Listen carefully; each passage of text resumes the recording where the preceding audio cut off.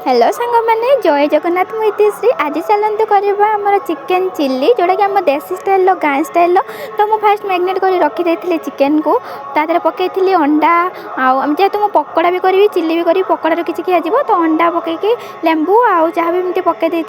तो तापर ये मैग्नेट कर रखीदेला कि छाणी छाणीदेला ये कैप्सिकम पियाज आउ हूँ आमर अदा रसुण तो छेचार पकाई से पकईकी सब सस पकईकी मुझे कलापर से चिकेन पकोड़ा को पकई तो तापर टे आमर कॉर्नफ्लावर गोले पानी में पकई जहाँकि आप जानते पड़े ये तो देखो कौन केमती टेस्ट होती भल लगुच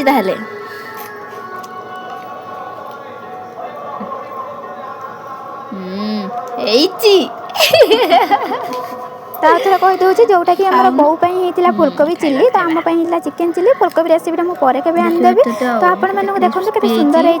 वीडियो भल लगे लाइक करूँ कमेंट सब्सक्राइब करूँ।